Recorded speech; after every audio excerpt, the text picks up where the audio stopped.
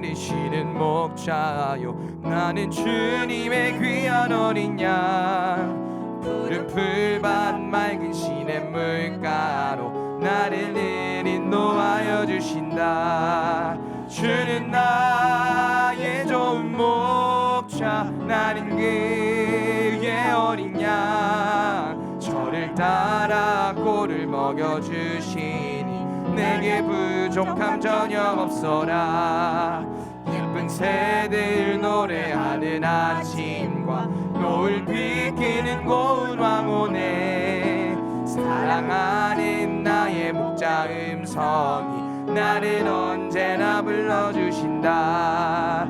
주는 나의 좋은 목자 나는 그의 어린 양 저를 따라 꼴을 먹여주시니 내게 부족함 전혀 없어라. 못된 짐승 나를 해치 못하고 거친 비바람 상치 못하리. 나의 주님 강한 손을 펼치사 나를 주야로 지켜주신다. 주는 나의 좋은 목자 나는 그의 어린 양 저를 따라 꼴을 먹여주시니 전혀 없어. 주 없이 살 수 없네. 주 없이 살 수 없네. 죄인의 구주여 그 귀한 보배 피로 날 구속하소서. 구주의 사랑으로 흘리신 보혈이 내 소망 나의 위로 내 영광 됩니다. 주 없이 살 수 없네. 나 혼자 못 서리. 힘없고 부족하며 지혜도 없도다. 내 주는 나의 생명 또 나의 힘이라. 주님을 의지하여 지혜를 얻으리. 주 없이 살 수 없네. 내 주는 아신다. 내 영의 깊은 간구 마음의 소원을 주밖에 나의 마음 네 알아주리요. 내 마음 위로하사 평온케 하시네. 주 없이 살 수 없네. 세월이 흐르고 이 깊은 고독 속에 생명 끝나도 사나운 풍랑일 때 날 지켜주시니. 내 곁에 계신 주님 늘 힘이 귀하신 친구 귀하신 친구 내게 계시니. 나 주 안에 늘 기쁘다. 그 피가 뇌제 씻으셨으니. 나 주 안에 늘 기쁘다. 나 주 안에 늘 기쁘다. 나 주 안에 늘 기쁘다. 주 나와 늘 동행하시니. 나 주 안에 늘 기쁘다. 주 내 짐 대신 지시었으니. 나 주 안에 늘 기쁘다. 그 생명 버려 나를 구하니. 나 주 안에 늘 기쁘다. 나 주 안에 늘 기쁘다. 나 주 안에 늘 기쁘다. 주 나와 늘 동행하시니. 나 주 안에 늘 기쁘다. 주은 총 매일 내게 더하니.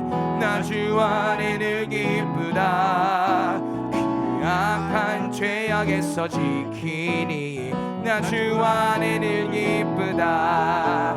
나 주 안에 늘 기쁘다 나 주 안에 늘 기쁘다 주 나와도 동행한 나 주 안에 늘 기쁘다 기쁘다 나 주 안에 늘 기쁘다 나 주 안에 늘 기쁘다 주 나와 늘 동행하시니 나 주 안에 늘 기쁘다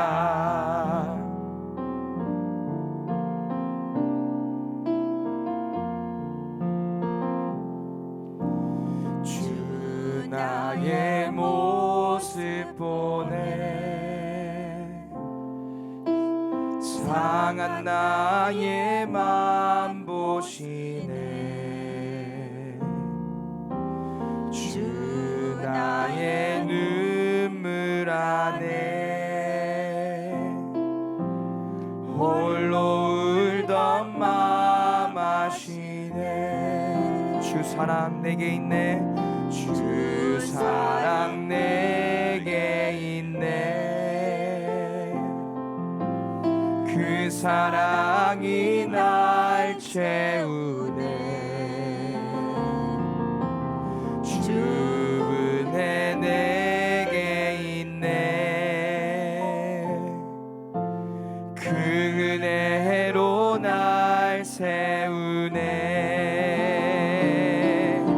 세상 소망 다 사라져가도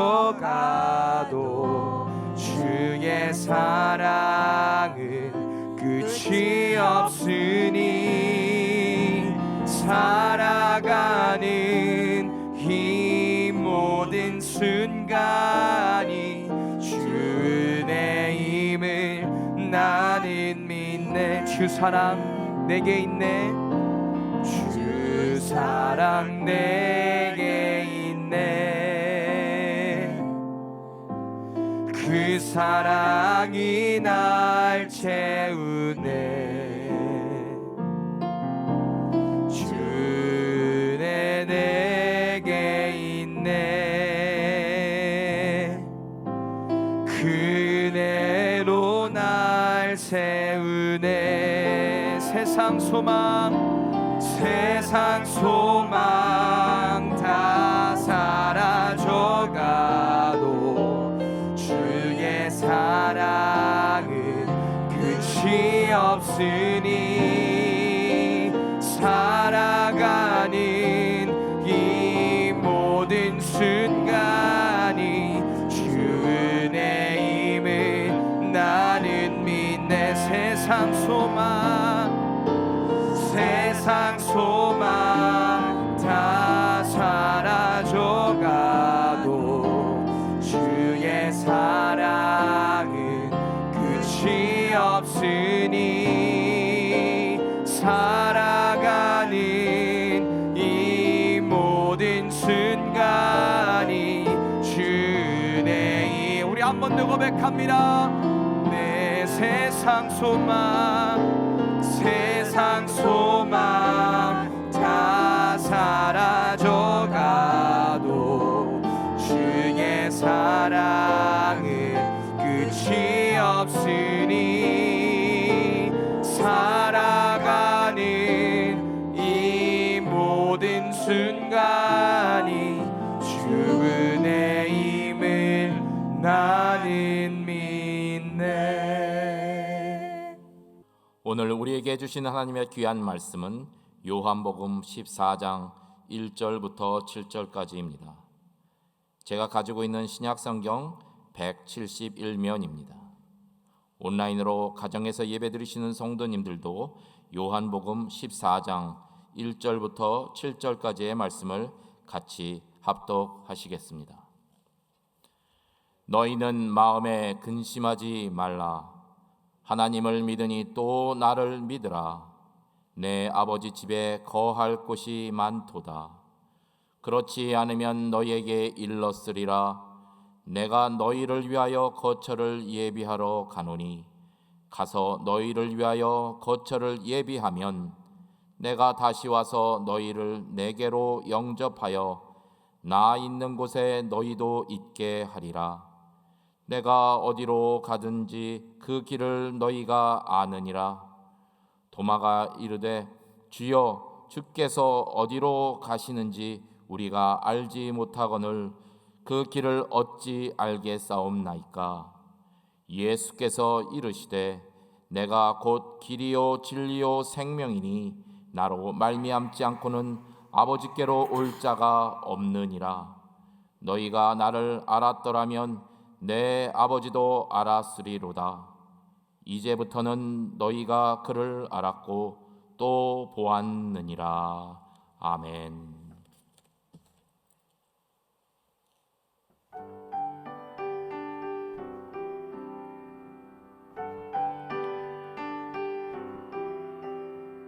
마음이 지쳐서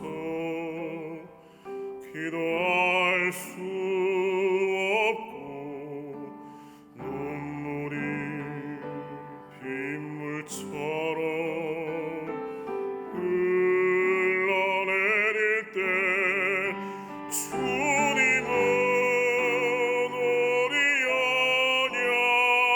연약함을 아시고 사랑으로 인도하시네.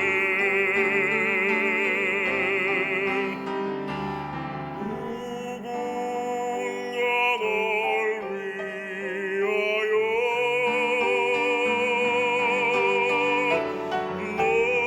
누군가 기도하네. 내가 홀로 외로워서 마음이 무너질 때 누군가 널 위해 기도하네.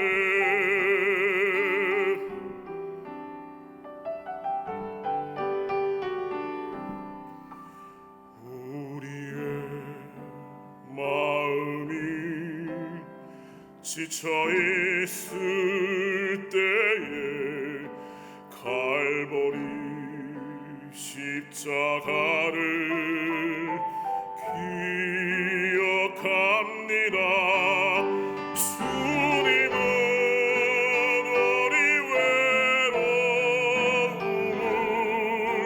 아시고 사랑으로 기쁨 주시리.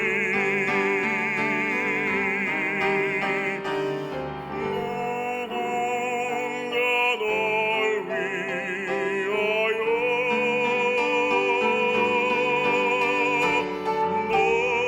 누군가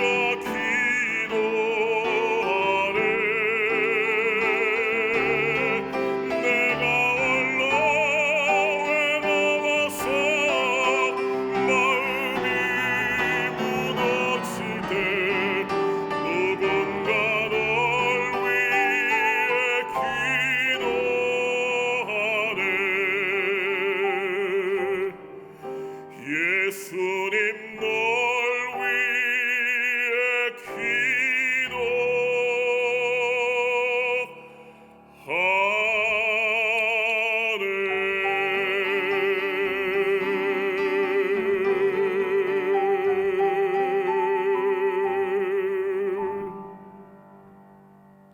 아멘. 우리 한 번 더 선포합시다. 주의 말씀은 내 인생의 빛입니다. 주의 말씀은 내 삶을 변화시킵니다. 주께서 말씀하신 대로 나는 하나님의 사랑받는 자녀입니다. 나는 축복의 통로입니다. 오늘도 주의 말씀에 마음의 문을 엽니다. 말씀하여 주옵소서. 듣고 깨닫고 말씀대로 살겠습니다. 자, 우리 옆에 계신 분이 계시면 예수님이 당신을 축복하십니다. 인사하며 앉겠습니다. 예수님이 당신을 축복하십니다. 예수님이 당신을 축복하십니다. 여러분, 이 크고 아름다운 성전에도 현재 예배를 위해서 섬기고 수고하는 분들 9분이 함께 예배드립니다.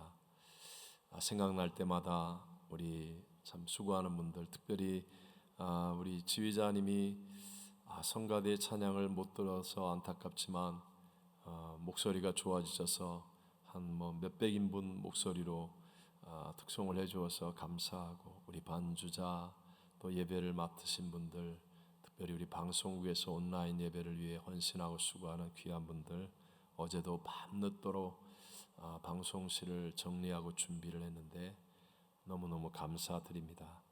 여러분, 가정에서도 함께 이제 찬송 부를 터인데요, 우리 입술을 열어서 하나님을 찬양할 때 그 자리에 임재하시는 하나님의 거룩한 은혜를 누리게 될 줄로 믿습니다.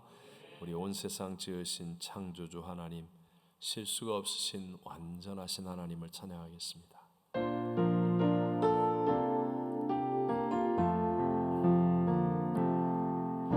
온 세상 지으신 창조주 하나님, 실수가 없으신 완전한 하나님, 그 크신 주님이 이 땅에 오시사 우리를 위하여 십자가 지셨네.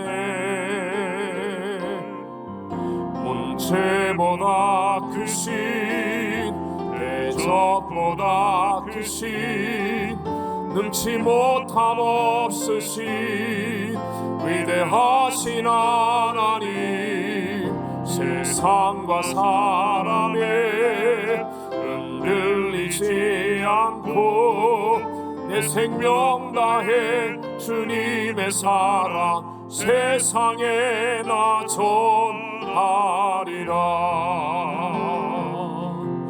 온천하 만물들 소리쳐 찬양해 죽음을 이기신 구세주 예수님, 그 크신 주님의 편찮는 그 약속 이곳에 임하신 보혜사 성령님,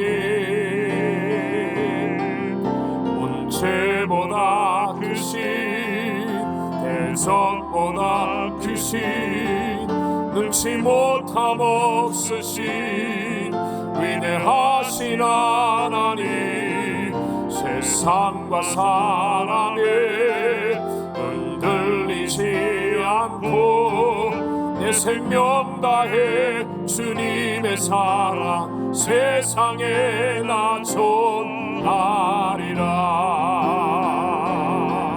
문제보다 크신, 대적보다 크신, 능치 못함 없으신 위대하신 하나님, 세상과 사람에 흔들리지 않고 내 생명 다해 주님의 사랑 세상에 나 전하리. 문제보다 크신, 문제보다 크신, 대적보다 크신, 능치 못함 없으신 위대하신 하나님, 세상과 사람에 흔들리지 않고 내 생명 다해 주님의 사랑 세상에 나 전하리라.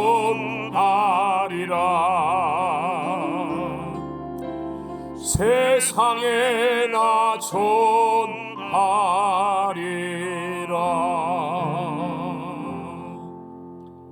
아멘.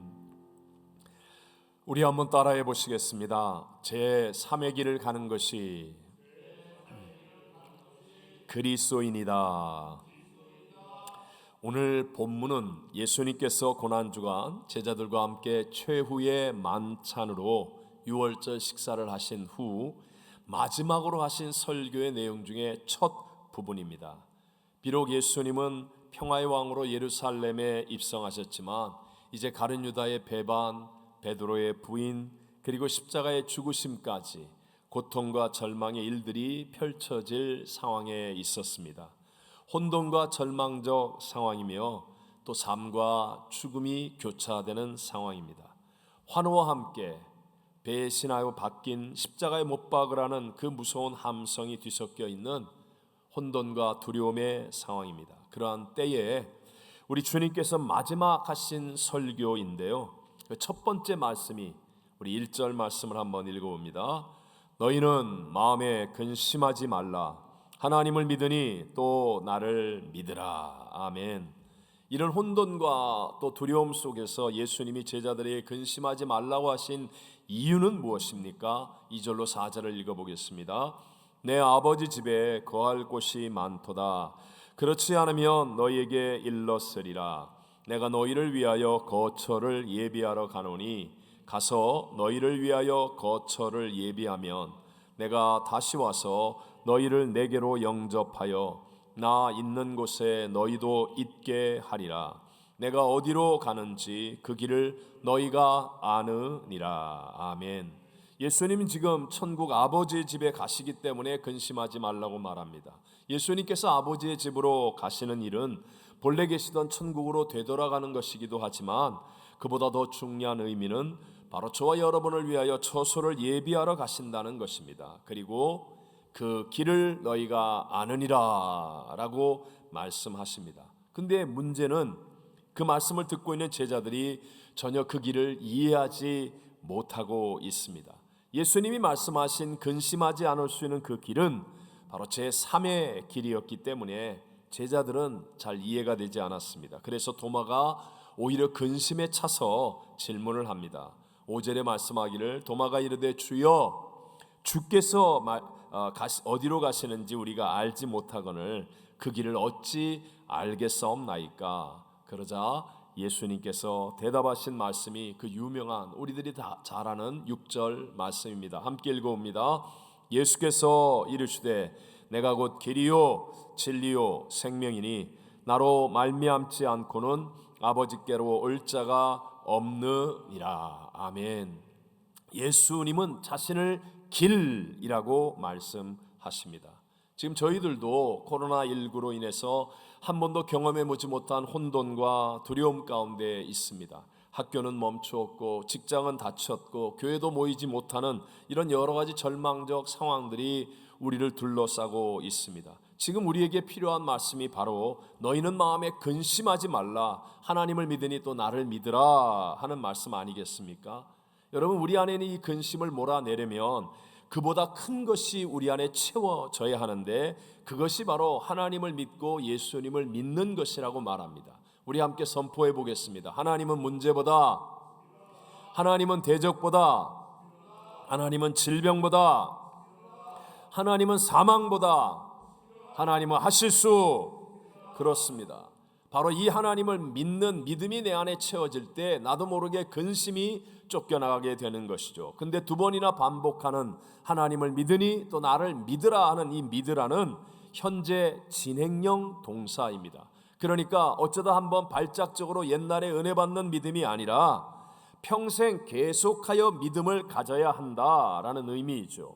평생 하나님을 믿고 또 예수님을 믿음으로 근심을 이기는 삶을 살아가려면 우리는 예수님의 길이 무엇인지를 알아야 되고 또 그 길을 갈 수 있는 사람이 되어야 하는 것입니다. 저는 오늘 제3의 길을 가는 것이 그리스도인이다 라는 제목으로 이 어려운 시대를 살고 있는 저와 여러분에게 주시는 세 가지 은혜를 함께 나누고자 합니다. 첫 번째, 먼저 예수님은 제3의 길이라는 것을 알아야 됩니다. 누가 제3의 길이라고요? 예수님이 제3의 길이라는 것을 알아야 됩니다. 지난 고난주간 마지막 새벽 예배 때 생명을 만나면 도전하고 모험할 수 있다라는 제목으로 제3의 길에 대한 말씀을 나누는데요. 그 이후에 계속하여 성령님의 그 울림이 제 마음에 남아 있었습니다. 정말 하나님이 우리 교회를 향하여 주시는 말씀이구나 라는 생각입니다. 자, 우리는 이 세상을 살면서 일반적으로 두 가지의 길에는 익숙합니다. 현실에 순응하는 길, 그리고 반대로 그 현실을 저항하고 반항하는 길, 이 두 가지. 우리가 이해를 위해 굳이 한번 예를 든다면 한국 정치로 말하면 보수와 진보의 길이고 미국 정치로 말하면 공화당과 민주당의 길, 뭐 이렇게 얘기할 수도 있습니다. 그런데 예수님께서는 우리에게 익숙한 그 두 가지의 길이 아닌 전혀 다른 길, 제3의 길을 우리에게 말씀하고 있습니다. 예수님의 제3의 길은 세상 힘으로 누르는 그 현실에 대해서 타협하거나 살기 위해 안주하는 길도 아니고, 또 정해진 질서를 불순종하거나 군중을 선동하여 반항하는 길도 아닙니다. 예수님은 하나님이 말씀하신 십자가의 길을 기도 속에서 가셨고, 그리고 말씀과 기도의 그 십자가의 길을 가시고 부활 승리하셨습니다. 그래서 예수님은 오늘 우리들에게 제3의 길이 되신 것이라고 말할 수 있습니다. 좀 더 이해를 위해서 설명하자면, 애굽에서 구약의 제일 큰 사건인 우리 출애굽, 그 애굽에서 노예 생활하는 이스라엘 백성들을 생각해 보십시오. 그들은 마지막에는 태어나자마자 신분이 노예로 결정되었습니다. 그들이 선택할 수 있는 길은 두 가지입니다. 노예 생활에 순응하며 벽돌을 만들면서 안주하여 사는 것과, 그리고 또 다른 길, 그 현실에 불순종하고 저항하고 반항하는 길, 두 가지 길 중에 하나입니다. 그런데 하나님께서 주신 승리의 길은요, 현실에 그냥 굴복하거나 안주하지도 말고 그렇다고 불순종하거나 반항하지도 않는 제3의 길, 즉 말씀과 기도의 길을 가라는 것이었습니다. 그래서 모세를 통하여 애굽의 바로왕을 굴복하게 만들고 바로왕의 명령에 의해서 이스라엘 백성들은 탈출했습니다. 그리고 기도를 통하여 홍해바다에, 길이 없는 홍해바다에서 제3의 길을 만들어 건너가게 했습니다. 또 광야에서는 하나님의 말씀을 받아서 성막을 만들고 예배하며 말씀을 따르는 길을 가게 하셨습니다. 신약에서도 베드로가 예수님을 만나죠. 밤새 그물질을 했지만 한 마리의 고기도 잡지 못한 실패의 그 자리에 예수님이 찾아오셨고요. 베드로는 예수님의 말씀을 순종하여 깊은 곳에 가서 그물을 내림으로 2배가 가득 채워질 만큼 물고기를 잡는 대박 성공을 이루게 됩니다. 그때 예수님께서는 실패의 길이나 성공의 길이 아닌 제3의 길을 베드로에게 선택하게 하십니다. 누가복음 5장 10절로 11절 말씀을 함께 읽어봅니다. 예수께서 시몬에게 이르시되 무서워하지 말라, 이제후로는 사람을 취하리라 하시니, 그들이 배들을 육지에 대고 모든 것을 버려두고 예수를 따르니라. 아멘. 예수를 따라가는 제3의 길이었습니다. 이것은 사도 바울에게도 마찬가지였습니다. 바울은 익숙한 유대교로 그의 인생은 정말 성공하는 길을 갈 수도 있었습니다. 하지만 그 길을 가지 않았습니다. 또 자기를 핍박하는 사람들에게 저항하고 반항하는 길도 있었지만 그렇게 하지 않았습니다. 사도 바울은 제3의 길, 늘 말씀과 기도로 인도받는 십자가의 길을 선택하여 갔다는 것입니다. 그랬기 때문에 그의 인생은 위대한 결말을 얻었고 하나님과 세상 앞에 존귀한 자가 됩니다. 바울의 우리 고백 한 구절만 갈라디아서 6장 14절로 읽어봅니다. 그러나 내게는 우리 주 예수 그리스도의 십자가 외에 결코 자랑할 것이 없으니 그리스도로 말미암아 세상이 나를 대하여 십자가에 못 박히고 내가 또한 세상을 대하여 그러하니라. 아멘. 지난 주간에 우리 한국에서는 우리 모두가 잘 아는 중요한 총선이 있었는데요. 그 일이 있기 전까지 저에게도 보수와 진보의 치열한 싸움이 여러 매체들을 통하여 카톡이나 이메일이나 여러 가지를 통하여 전달되었습니다. 여러분도 이름을 대면 알만한 그런 목사님들, 장로님들, 한국 기독교에 뭔가 지도자급에 있으신 분들도 어떤 때는 이 두 길로 나뉘어서 격하게 대화하는 것을 보면서 보게 되기도 했습니다. 어느 한쪽 편이 되어서 싸우자고 덤비는 쪽과 그 싸움을 그저 피하려고만 하는 쪽을 보면서 때로는 참 마음의 안타까움을 느끼기도 했었습니다. 혹시 오늘 이 예배를 드리고 있는 여러분들 가운데서도 어느 한쪽 편이 되어서 그 길이 맞다고 생각하는 마음을 갖고 계신 분은 아니겠습니까? 그래서 지금 그 길 같아 보이면 편안하고 그 길이 아니라고 생각하면 여러분 힘들어지고 있는 분은 아니겠습니까? 역사의 주관자 하나님을 믿는다고 한다면 우리는 그 양쪽 길이 아니라 제3의 길, 즉 말씀과 기도의 길이요 십자가의 길이 있음을 믿게 되시기를 바랍니다. 솔직하게 얘기해서 우리 대한민국이 언제 정치를 잘해서 나라가 일어났습니까?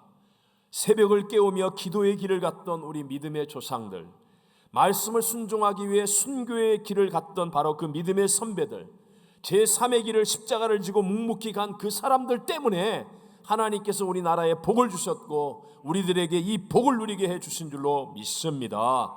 그러므로 다시 한번 우리들도 세상이 말하는 그 어떤 길이 아닌 제3의 길, 하나님의 말씀과 기도의 길, 세상에 대하여는 죽을 줄 아는 십자가의 길, 최고의 상수인 이 십자가의 길을 확실하게 붙들고 갈 수 있게 되시기를 바랍니다. 두 번째로 고난은요 우리가 제3의 길로 돌이키게 하는 은혜의 통로가 된다는 것을 알아야 합니다. 예수님께서 제3의 길이 됨을 알지 못했을 때 제자들은요 세상의 길을 따라서 서로 높아질 생각만 하고 있었습니다.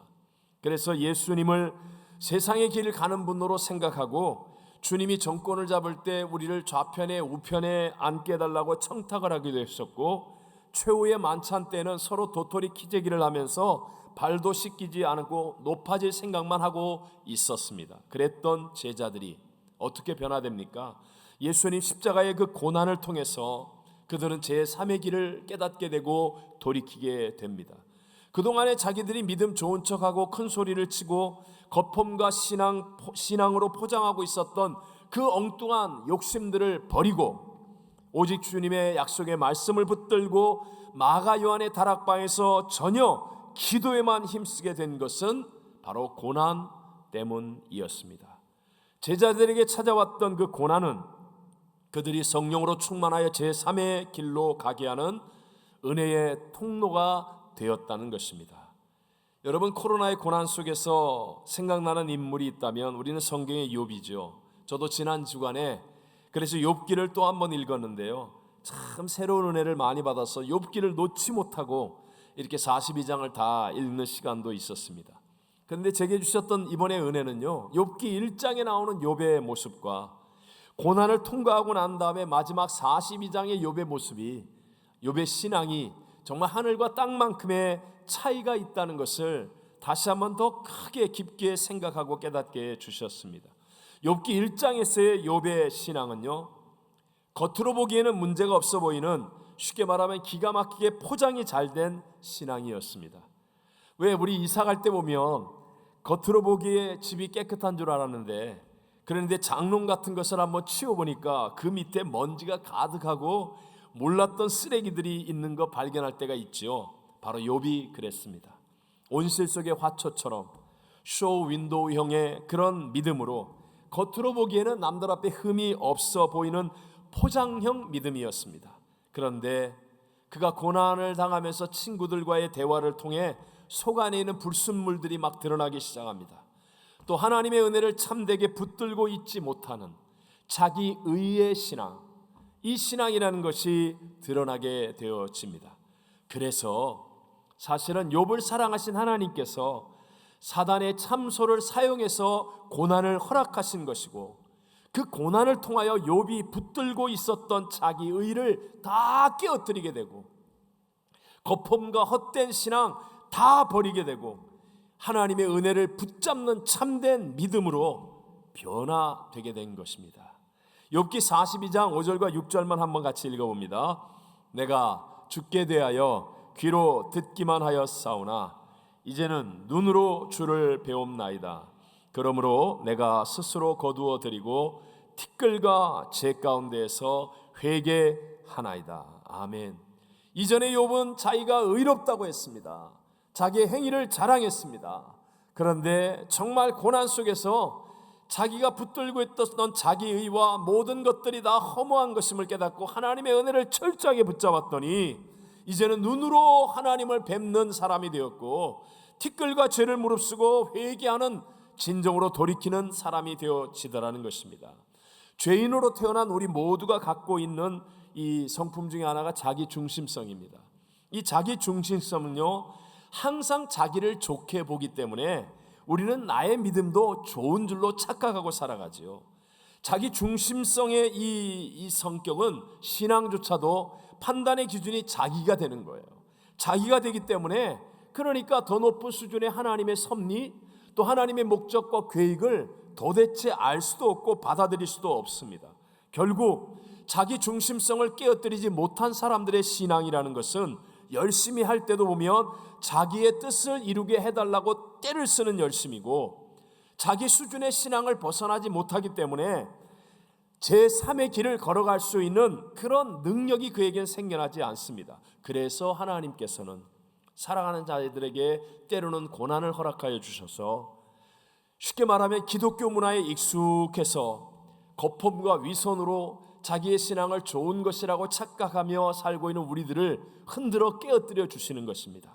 그래서 정말 하나님의 은혜를 붙잡았느냐, 하나님을 만나고 아는 자인가, 제3의 길을 가는 믿음의 확신을 가진 사람인가를 우리에게 깨우쳐 주시는 것입니다.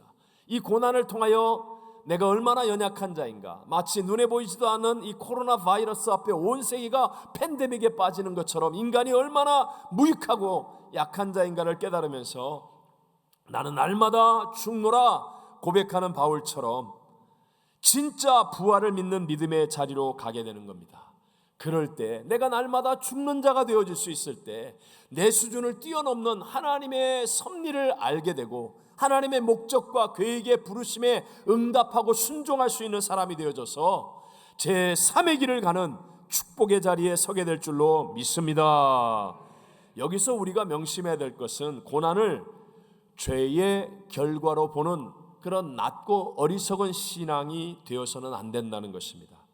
욥의 친구들과의 그 긴 대화 속에서의 대부분의 주제는 고난이 죄 때문이라고 하는 인과응보의 논리와 싸움입니다.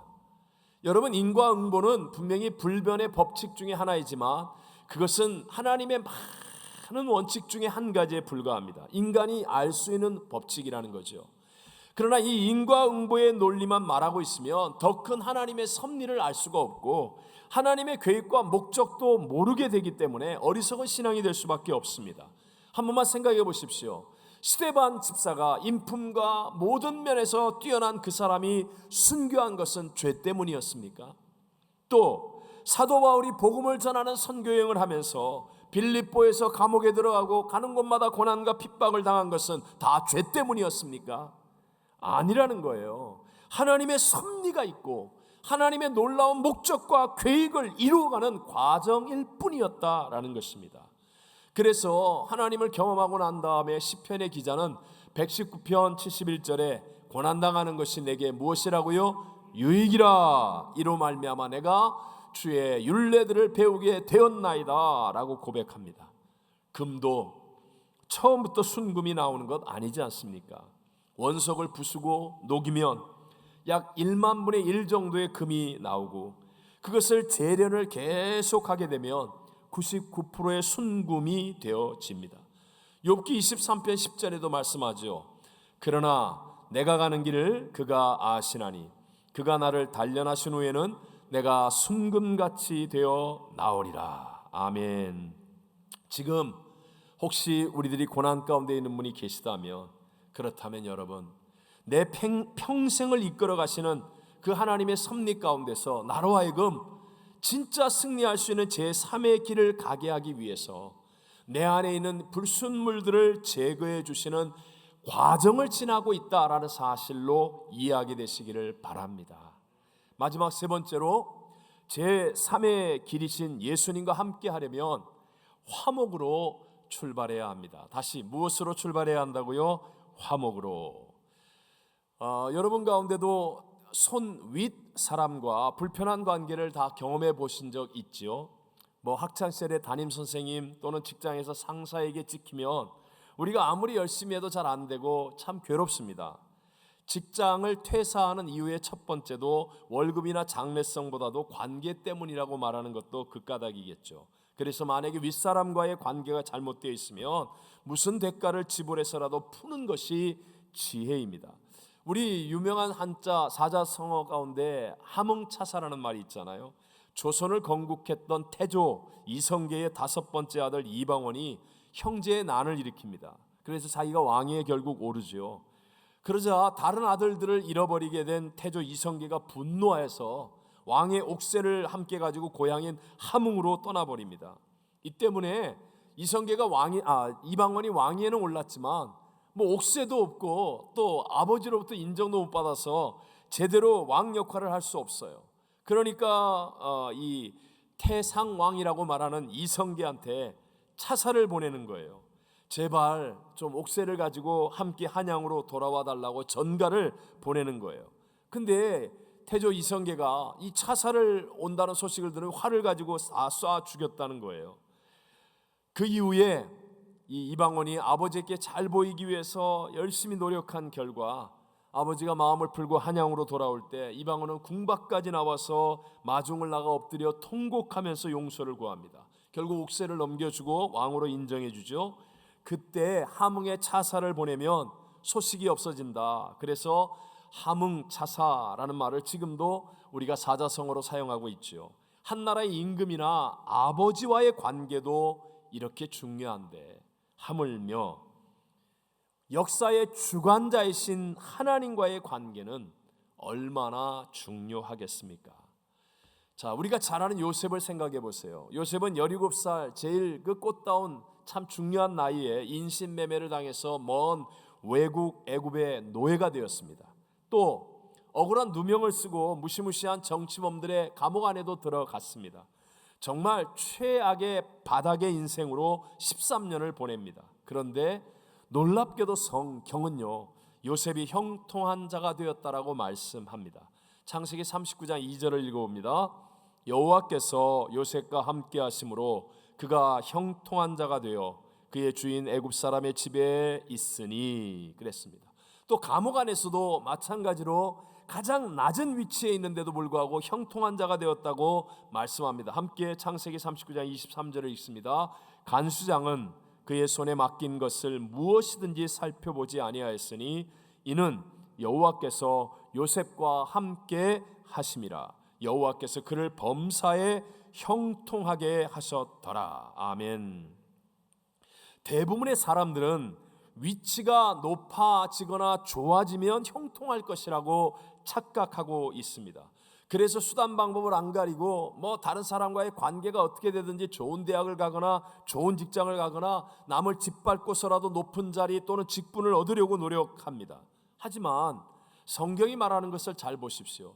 요셉의 위치는 정말 노예이고 그리고 죄수인 가장 낮은 위치에 있었지만 하나님과 함께하는 이 관계에 초점을 두니까 진정으로 형통한 자가 되었다라고 성경은 말씀하는 것입니다. 하나님의 형통은 위치가 아니라 관계에 있음을 믿으시기 바랍니다. 그러니까 우리의 신앙은 위치의 회복이 신앙이 아니에요. 높은 자리에 앉고 높은 위치가 되고 이게 신앙이 아니고요. 관계의 회복이 신앙입니다. 그리고 화목제는 바로 관계의 회복을 이루어주는 제사입니다. 우리가 제일 먼저 관계 회복을 이루어야 될 분이 우리의 구세주 예수님 아니에요? 예수님이 우리에게 근심하지 않는 하나님을 믿으니 또 나를 믿을 수 있는 그 제3의 길로 인도하시는데 그분은 가이드 정도가 아니라 그분 자신이 길이십니다. 그러니까 반드시 우리는 예수님과의 관계를 회복해야만 하는데 놀랍게도 예수님은 우리와의 관계 회복을 위하여 화목제물이 되어 주셨다는 겁니다. 로마서 3장 25절입니다. 이 예수를 하나님이 그의 피로써 믿음으로 말미암는 화목제물로 세우셨으니 아멘. 이 말의 의미가 뭐죠? 하나님 쪽에는 길이 되신 주님 쪽에는 문제가 없다는 거예요. 근심을 이기는 하나님을 믿으니 또 나를 믿으라 하시는 그분들 쪽에는 문제가 없고 이제는 내 쪽에 문제는 우리들 쪽에 있다라는 겁니다. 자, 구약 성경에 보면 화목제에 대해서 얘기하는데요. 다른 제사에는 놀랍게도 가난한 사람들을 위해서 비둘기를 잡아서 드릴 수도 있게 했는데 이 화목제만큼은 특이하게도 소, 양, 그리고 염소가 최소 단위입니다. 즉 화목을 위해서는요 싸구려로 할 수 없고 충분한 희생과 대가를 지불해야만 한다는 것을 우리에게 가르쳐 줍니다. 우리 고난주간에 예수님께 매우 귀한 향유 옥합을 깨어뜨려 부은 여인과 그것을 보고 분개했던 가룟 유다를 살펴보았습니다. 귀한 것을 드렸던 그 여인은 복음이 전파되는 곳에는 이 여자도 행한 일을 전하여 저를 기억하라는 최고의 복을 받았고요. 반대로 주님의 관계를 위해서 인색하고 아까워했던 가룟 유다는 오히려 은 30냥에 예수님을 팔았다가 자살해서 죽는 가장 비참한 실패자가 되고 말지 않았습니까? 또 화목제물의 한 가지는 일부는 하나님께 드리지만 대부분은 이웃들과 함께 다 먹어야 한다는 것입니다. 레위기 7장 15절 같이 읽어봅니다. 감사함으로 드리는 화목제물의 고기는 드리는 그 날에 먹을 것이요 조금이라도 이튿날 아침까지 두지 말 것이니라. 아멘. 제가 이 설교를 준비하면서 소 한 마리를 인터넷으로 그 무게를 검색했더니 수컷은 평균 1100kg, 암컷은 720kg. 그러니까 우리 한번 작은 소를 가장해서 800kg짜리로 우리가 소를 하나님 앞에 화목제물 드리고 이걸 오늘이 지나기 전에 다 먹어야 된다는 거예요. 다 먹어야 된다는 거예요. 그러면 한 사람이 1kg씩 먹으면 800명이 먹어야 된다는 거예요. 800명이. 많이 먹어서 2kg씩 먹으면 400명이 먹어야 합니다. 배가 터져서 죽을 각오를 하고 5kg씩 먹어도 100명이 넘는 사람이 먹어야 한다는 거. 그것도 아침이 되기 전까지 다 먹어야 한다면 도대체 어떻게 해야 한다는 겁니까? 이 말은 집안 식구끼리 먹는 게 아니에요. 숨어서 친척들 불러다 놓고 먹는 게 아니에요.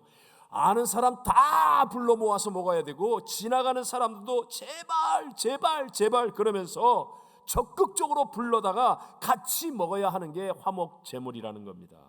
그러니까 화목은 대충 얼렁뚱땅 나 화목했어? 그렇게 해서 되는 게 아니고요. 적극적이고 열심 있게 해야만 이루어지는 것이 화목입니다. 지금이 어떤 때입니까? 내가 어려운 만큼 내 주변에도 더 어려운 사람들이 많을 때입니다. 바로 이때가 내 것으로 나의 희생과 나의 대가를 지불함으로 화목할 수 있는 기회가 되시기를 바랍니다. 약자의 최선은 하나님의 감동을 만들어내고 기적을 만들어내게 되어 있습니다. 또 이번 Safe at Home 행정명령은 특별히 우리 가정의 화목을 이루는 기회가 되어야 하지 않겠습니까? 우리들은 코로나 사태로 인해서 고난주간 그리고 세족식, 부활주일 우리 다 가정에서 예배를 드렸습니다. 이제 2주, 오늘을 포함해서 2주가 지나면 5월 가정의 달이 시작되는데 우리 정말 역전승의 후반전을 위해서는요, 예수 안에서의 이 가정의 화목 이것이 이루어져서 시작할 수 있게 되시기를 바랍니다. 제 3의 길은 주님과의 관계를 통해서 계속하여 끝까지 갈 수 있는 길입니다. 그런데 그 출발은 반드시 화목이어야 합니다. 바라옵기는 가정 전도의 은혜가 임하고 또 자녀들에게 신앙을 잘 전수할 수 있는 은혜가 임하여서 우리 제3의 길을 가는 그 화목이 이루어지는 한 분 한 분 우리 성도들의 모든 가정이 되시기를 주님의 이름으로 축원합니다. 우리 함께 찬송가 151장 만왕의 왕 내 주께서 우리 함께 이 찬송을 부르시고 같이 기도하는 시간을 갖겠습니다.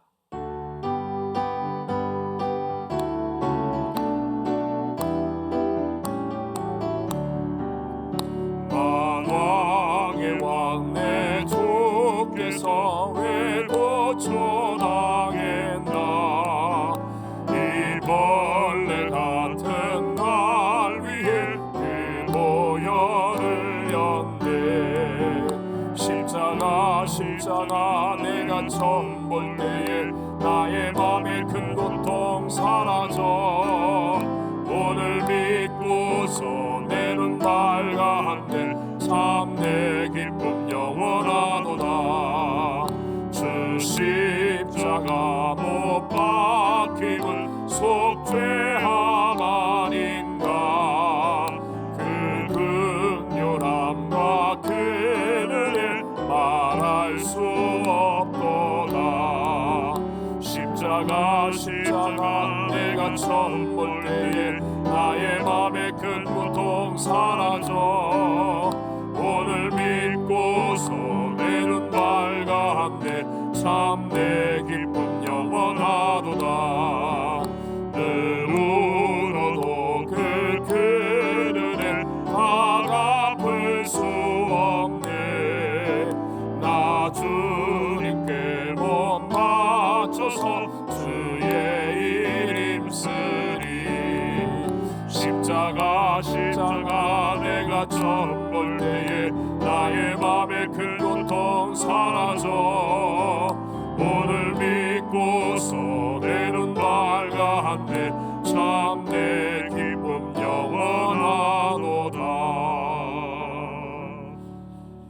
지금은 나의 죄를 대신하여 화목제물로 죽어주신 우리 구주 예수 그리스도의 무한하신 은혜와 나 같은 죄인 구원하시고자 독생성자도 아낌없이 내어주신 하나님 아버지의 영원하신 사랑하심과 예수님이 제3의 길이 됨을 깨닫게 하시고 믿게 하시고 그리고 관계 회복 화목을 통하여 주님의 길을 걸어갈 수 있게 도와주시는 보혜사 성령 하나님 충만케 하심이 오늘 거룩한 예배드리는 사랑하는 우리 모든 성도님들 위해 가정 위에 그리고 우리 앞장서 수고하는 정부와 기관들 그리고 의료인들 위해 온 세계에 흩어져 복음을 전하는 선교사님과 선교지 위에 영원토록 함께 계실지어다. 아멘.